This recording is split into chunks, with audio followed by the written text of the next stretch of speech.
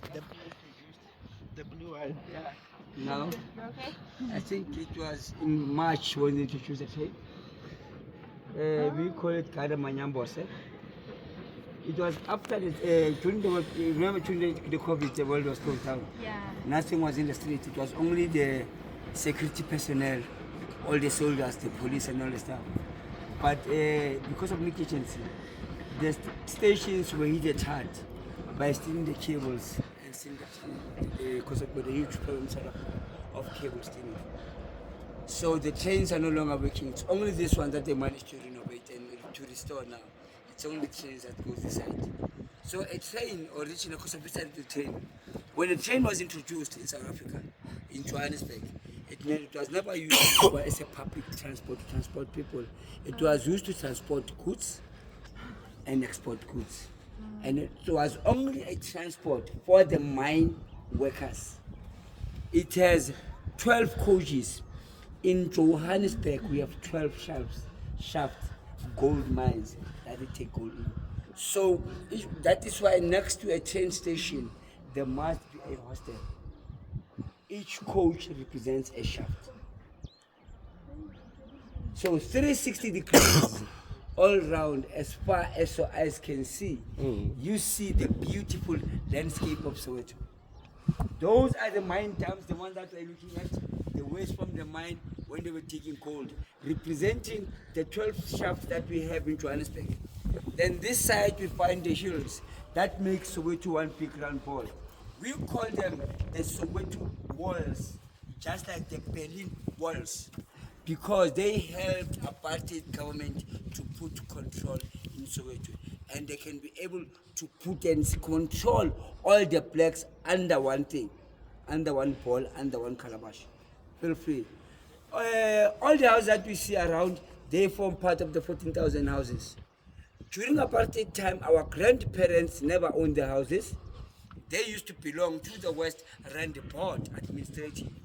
And at the same time, they were never allowed to renovate or to paint the houses. Let's take a case of a window.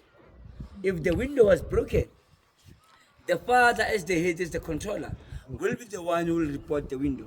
The municipality of apartheid will come after 3 or 4 years.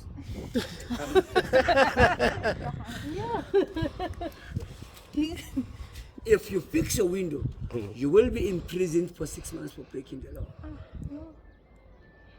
At the same time, they will send its officials, its workers, to come and paint our neighborhoods according to the tribes to show that tribal segregation, which never worked perfectly on our culture, but instead it made us to be independent and know and understand our cultures and our tribes. The only time you can see the city center, Johannesburg, that's the city center there. You get the sense? The city center there. Oh, You it's can see the hidden. Liberty Tower, It's hidden. the Brixton Tower, and SAP Shopping Park. Mm. The Vodafone sign towers, the Orlando power stations, these ones, straight, those cooling towers, that is where men were taken to build the blocks. During apartheid time, that power station used to supply electricity only to the white communities. It never gave us, the people of Soweto, electricity.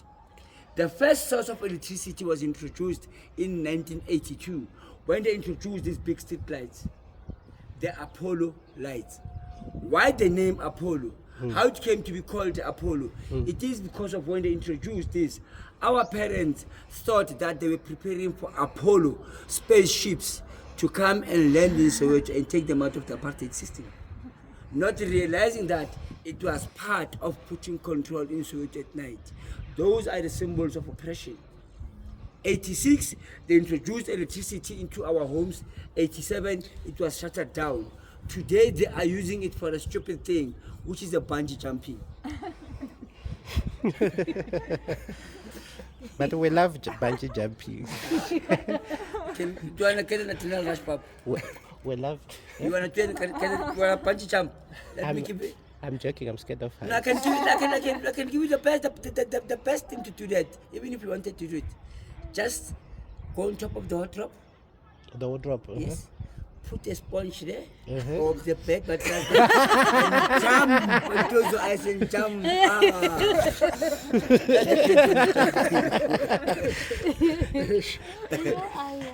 And from the tower, you drop your eyes a little bit to the right hand side. Straight, there is a big tall brown building. That is Chris Hani Baragwanath Hospital, the biggest hospital in the world today. It was the 7th biggest hospital in the world. Now it is the biggest hospital in the world. Biggest. Yeah. That Bara, before it was a hospital, it was a hotel, which was owned by Mr. John Albert Baragwanath, who donated it to the British Council so that they can turn it into a military hospital for all the Commonwealth soldiers that came from the Second World War. In 1949, General Jan Smuts declared the Bara as a public native hospital. And then when the soldiers came out of war, they brought a TB in South Africa. And so that is why a Bara was a big hospital for TB, all from the soldiers that came from the Second World War. That is where Doctors Without Borders in Africa started. Then moving along, just over the road, on the other side of the park, Yes. on the other side of the street, there is a green and yellow building with a blue roofing. That is Maurice High Isaacson, the headquarters of 1976, where the Black Power, the uprising of 1976 started, where Sarafina, the movie that spoke about what happened during apartheid time, was shot. Wow. Then where you see the houses with green roofings, the other side of the concrete building, that is stripped down, Walter Sisulu Square of Dedication, the first informal settlement to be built. In 1955, 35 June, 2,884 delegates came from the four corners of South Africa to come and adopt the Freedom Charter of the country, the one that we call the Congress of the People that governs our constitution. You still find the 10 commandments of our constitution on my side. The red building, that is the Soweto Theatre. Oh. Yeah, they do nice stage shows there. Then on the side, there are some grave flats. Then on behind there is a white pine roof. That is our new second public hospital in Soweto, Begimlangen Hospital, 8 years old. Then that will be the water tank. And then that will be the water reservoir. And that will be Chablani Hostel on the other side of the rail line, where mine workers used to live in. The government is destroying all the hostels, introducing proper family units. And these are the national birds of Zimbabwe. Why we find them here?